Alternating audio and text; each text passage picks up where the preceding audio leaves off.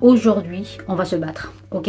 Aujourd'hui, on va se battre dans les commentaires parce que dans cette vidéo, je vais vous parler des K-dramas super populaires que j'ai pas réussi à aimer. Ce sont sûrement des K-dramas qui font partie de vos préférés de tous les temps. Donc c'est pour ça que vous allez me tuer dans les commentaires. Mais en même temps, je vais essayer de vous expliquer le pourquoi du comment j'ai pas réussi à accrocher. Et vous me direz dans les commentaires si je devrais donner ces dramas-là une seconde chance ou si vous non plus, vous n'avez pas réussi à accrocher. Bon, en tout cas, sans plus tarder, voici les K-dramas. Alors, premier K-drama, c'est Scarlet Heart. Je sais. Donc, l'une des raisons, premièrement, c'est le jeu d'acteur de IU. Je pense que quand ils ont tourné cette série, IU n'était pas encore la grande actrice qu'elle est actuellement. Parce que franchement, moi, elle m'a époustouflée dans When Life Gives You Tangerines et c'est pareil dans My Mister. Mais dans Scarlet Heart, j'ai trouvé son jeu d'acteur vraiment moyen, mais en même temps, elle était encore vraiment très jeune. Il y a eu énormément de scènes super cringe, mais ça, je pense que c'était à cause du scénario en lui-même. Et sinon, je n'ai pas forcément non plus compris pourquoi tous les princes sont tombés amoureux d'elle. Je comprends qu'elle vient du futur et qu'elle est différente des autres, mais moi, ma lecture de la chose, c'est que elle est différente des autres parce qu'elle est plus impertinente. Donc, impolie. Parce que c'est pas comme si les autres femmes qui étaient de cette époque-là ne pensaient pas. Elles ne faisaient pas ce qu'elles pensaient à cause de l'éducation qu'elles ont reçue. Et côté romance, en fait, dès le départ, j'attendais juste que la romance avec le vrai lead, donc le prince qui est masqué, commence et la voir pendant la moitié de la série. Avoir une romance avec un autre prince, pour moi c'était toute la série, j'étais là genre quand est-ce que ça va s'arrêter, parce que dès le départ on savait qui est le vrai lead. Et du coup, je me souviens de m'être pratiquement ennuyée. Si c'était pas les scènes un peu cringe, c'était genre, ouais, quand est-ce qu'elle va arrêter de tomber amoureuse de ce prince-là pour commencer avec l'autre prince. Maintenant que j'y pense quand même, c'était quand même wild. Non, franchement, t'imagines, ce sont des frères. Tu as une relation avec un frère, mais après ça se passe mal et tu continues avec un autre frère. Je me dis, good for you, girl. Mais sur une note positive, moi je dirais que c'est vraiment l'un des dramas où j'ai eu le maximum d'OST. De ce drama seulement, je pense que j'ai au moins 4 OST qui sont restés parmi les meilleurs OST, qui sont toujours dans mon playlist OST K-drama jusqu'à maintenant. Par contre, il y a quelque chose de très bizarre par rapport à ce drama-là, c'est qu'il y a une dernière scène qui m'a absolument brisé le cœur. C'est quand elle revient dans le futur et qu'elle se souvient de lui, qu'elle voit une photo de lui et qu'elle commence à pleurer. J'ai l'impression que cette dernière scène a un peu sauvé le drama, dans le sens où, après cette dernière scène, exactement, je me suis dit, bah écoute, c'était pas si mal. Deuxième drama, un autre drama super populaire, et c'est Descendant of the Sun. Je sais à quel point vous adorez ce drama-là, mais je n'ai pas du tout réussi à aimer ce drama-là. Je pense que j'ai même pas fait plus de 3 ou 4 épisodes. L'une des explications, moi, je pense que c'est le fait que je l'ai découvert au même moment où j'ai regardé Crash Landing on You. Dans Crash Landing on You, on vous raconte cette grande histoire d'amour sur plusieurs épisodes. On voit les leads se rapprocher, on voit les deux développer des sentiments, on les voit ensuite affronter tellement d'épreuves pour pouvoir être ensemble et s'embrasser dans les derniers épisodes. Donc, après avoir regardé ça, que je passe à Descendant of the Sun, et que dès les premiers épisodes, les deux leads s'embrassent, et ils sont tous coréens, enfin c'est pas des américains mais coréens. Là je me dis non, c'est pas du tout pour ça que j'ai commencé à regarder les K-dramas. Mais c'est pas que ça, aussi le setup, genre militaire et médical. C'est deux genres que les Américains maîtrisent super bien. Par exemple, dans les séries américaines, le setup où il y a cette commando d'élite qui part sauver des otages à l'autre bout du monde. C'est super commun dans les séries américaines parce que on les connaît, hein, les Américains, ils sont tout le temps en train d'intervenir dans les conflits internationaux. Ça c'est connu, on voit ça dans les news et tout ça. Donc quand on me raconte dans Descendants of the Sun une commando élite coréenne qu'on déploie pour sauver des otages en Afrique, je me dis ah bon? Je sais pas, du coup de ce côté-là j'ai pas accroché. Et aussi dans le genre médical, bah écoute, moi ma référence c'est Grey's Anatomy. Essayer de dépasser Shonda Rhimes dans les séries médicales, mais moi je dis bonne chance. Dans mon cœur, mais jamais une série ne pourrait dépasser Grey's Anatomy. Enfin, je vais dire, mais c'est pas possible. C'est pour ça que, principalement, quand c'est des séries médicales, en fait, je regarde même pas. Que ce soit française, coréenne, tout ça, je sais que ça va jamais surpasser ce que j'ai déjà vu. Donc en gros, en fait, pour moi, c'est juste un élément où j'ai vu mieux, en fait, et mieux réalisé. Parce que, tout simplement, ce sont des thèmes qui sont mieux abordés, je trouve, dans les séries américaines.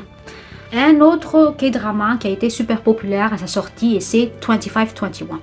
Premièrement, j'adore l'actrice Kim Terry que j'ai découvert dans The Handmaiden et aussi dans Mr. Sunshine, qui est d'ailleurs mon K-drama préféré de tous les temps. Mais je ne sais pas pourquoi j'ai pas du tout accroché à son jeu d'acteur dans 2521. C'est une actrice qui peut jouer des rôles tellement différents. Je ne sais pas du tout pourquoi j'ai pas réussi à accrocher dans son jeu de lycéenne. Et aussi, je pense que c'est le fait que l'histoire tourne autour de l'escrime, qui est un sport qui ne m'intéresse pas du tout. Du coup, j'ai eu énormément de mal. L'escrime ne m'intéressait pas. Alors, ça tournait autour de l'escrime et de son rêve de devenir championne de Corée. Elle développe aussi cette amitié avec l'actuelle championne, une espèce de relation, amitié que j'ai pas forcément compris, aimé. Et aussi, pendant sa sortie, j'ai très vite compris par les retours des gens en fait que ça va pas non plus être une fin heureuse. Du coup, j'ai pas du tout eu de motivation en fait à continuer cette série malgré sa popularité. Ensuite, on a Squid Game.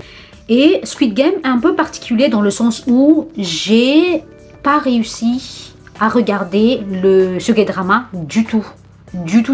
J'ai vu des extraits, je reconnais les personnages, j'ai une idée de l'intrigue, j'ai lu le synopsis et malgré ce buzz planétaire, je n'arrive pas à me faire à l'idée d'aller regarder ce K-drama, tout simplement parce que le thème abordé, le setup, vous voyez le setup de survival game, style Hunger Games, à la coréenne, bien évidemment, science-fiction à caractère dystopique.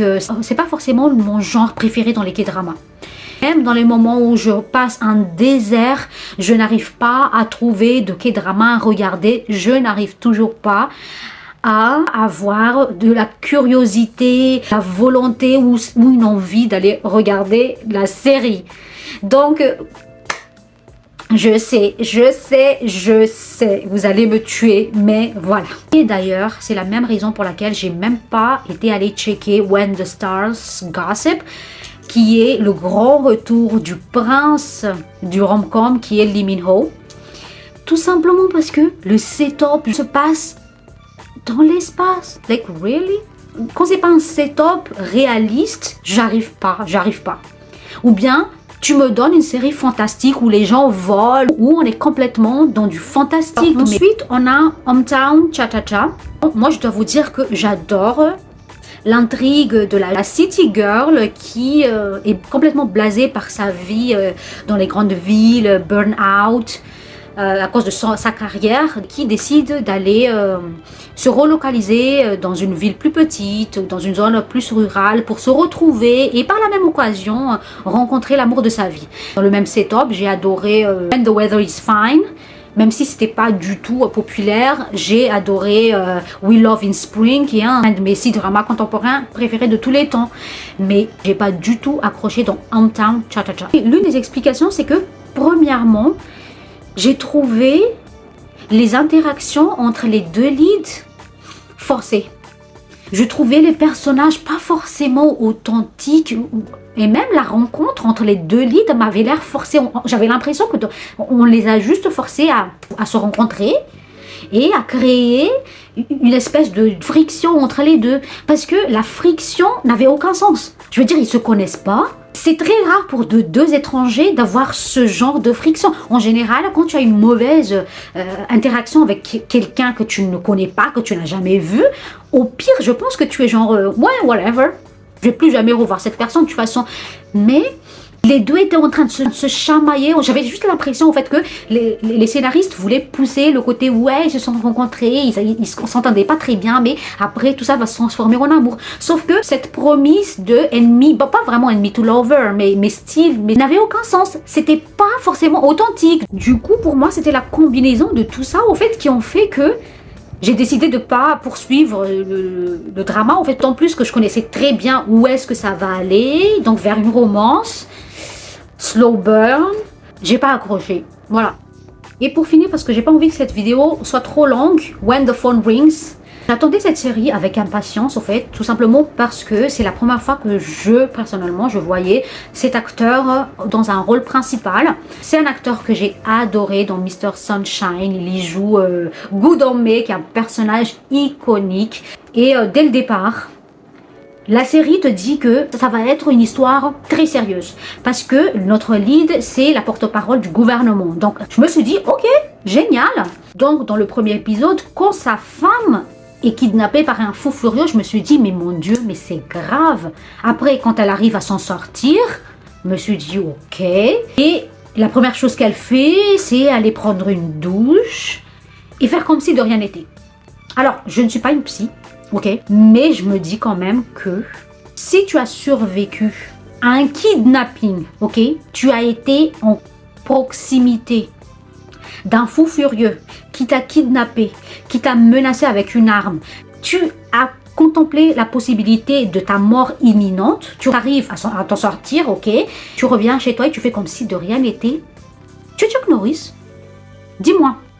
J'ai commencé à me dire, mais attends, est-ce que ça va vraiment être un drama sérieux? Parce que moi, vous savez, quand un drama me donne des signaux que ça va être un drama sérieux, je prends les détails très au sérieux. Il m'est arrivé d'adorer des dramas qui n'avaient absolument aucun sens. Comme par exemple My Sweet Mobster. Tout simplement parce que dès le départ, le drama te fait comprendre que ça va pas être un drama super sérieux. Ça va être juste un fun watch. Et j'ai adoré.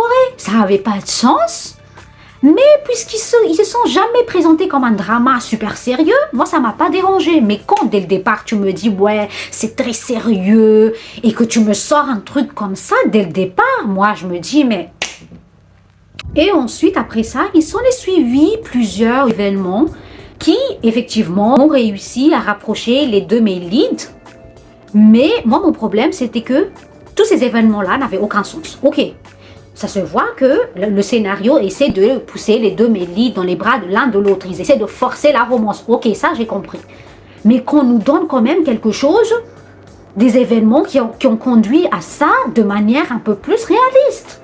Par exemple, très tôt, on apprend en fait que la female lead, elle n'est pas vraiment muette. Sa mère l'a forcée à prétendre être muette pour pouvoir rester dans leur famille. Donc, encore une fois, tu te dis... vous voyez, c'est le genre de setup qu'on peut retrouver dans les anciens dramas. Vous voyez les dramas dans les années 2000, là où la maîtresse doit utiliser des techniques un peu abracadabra pour rester dans la grande famille et profiter de ce confort. Donc, après ça, je me dis, ok, pourquoi pas. Après, ils te disent, ok, il y a eu un moment, quand elle était petite, du coup, elle se fait mordre par un chien et elle ne crie pas.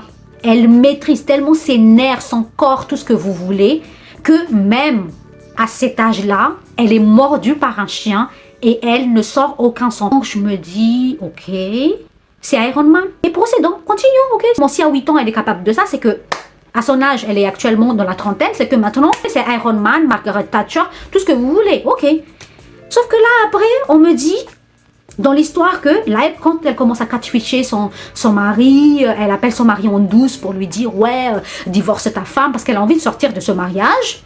Et elle a failli se faire attraper. Et quand elle a failli se faire attraper, elle sort un son comme ça. Donc je me dis mais ok. Elle, c'est Iron Man ou c'est pas Iron Man? Elle maîtrise ses nerfs ou elle maîtrise pas ses nerfs? Il y a cette espèce d'inconsistance dans son personnage qui me frustre absolument. Et dans le même style d'inconsistance, par exemple, la meuf, elles se sont piégées dans ce mariage où elle n'est pas du tout heureuse. C'est un mariage contractuel et je pense qu'elle s'est mariée à la place de sa sœur. Déjà même... Pour une série qui se veut super sérieux, super réaliste, mais je trouve les setups mais absolument absurdes. Mais qui se marie à la place de sa sœur? Qui fait ça? façon, on va accepter. Elles se sent piégées, du coup, elle a envie de sortir de là. Donc tu te dis, elle va se lever, elle va demander le divorce. Non, non, non, non, non. Elle a réussi à avoir le téléphone du gars qui l'a kidnappé. Et avec ce téléphone, elle appelle son mari tous les jours en se faisant passer pour le psychopathe, en lui disant de la divorcer elle. Est-ce que je suis la seule à trouver ça absurde? Et aussi, est-ce qu'au bout d'un moment, son mari ne pourrait pas se demander, mais pourquoi un psychopathe me demande de divorcer ma femme? Et pendant tout ce temps-là, bien évidemment, les deux se rapprochent. Et elle a assez de courage pour aller prendre le téléphone d'un psychopathe, pour demander à son mari de la divorcer, mais elle n'a pas le courage de se lever, prendre ses bijoux et aller aux États-Unis refaire sa vie. Non, sincèrement. Et c'est pas tout. Pendant tout ce temps-là, pour son mari, elle fait partie des décorations de la maison, au fait. Elle compte pas. Il la calcule absolument pas pendant 3 ans. Et maintenant, ils nous font croire que, au fait, pendant tout ce temps-là, il n'a pas cessé de l'aimer.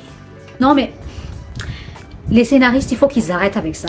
Il faut qu'ils arrêtent de nous sortir des scénarios comme quoi ce mec qui ne nous calcule absolument pas est en réalité fou amoureux de nous.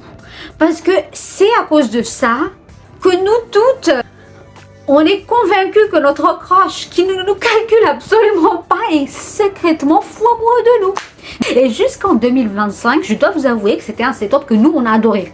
Vous voyez, c'est le bad boy qui est très distant, qui fait genre, mais au fait, secrètement, c'est parce qu'il est fou amoureux. Mais en 2025, on va arrêter ça, ok? On va collectivement signer un traité, que ça va être le dernier. Donc voilà les gens, c'est tout pour aujourd'hui.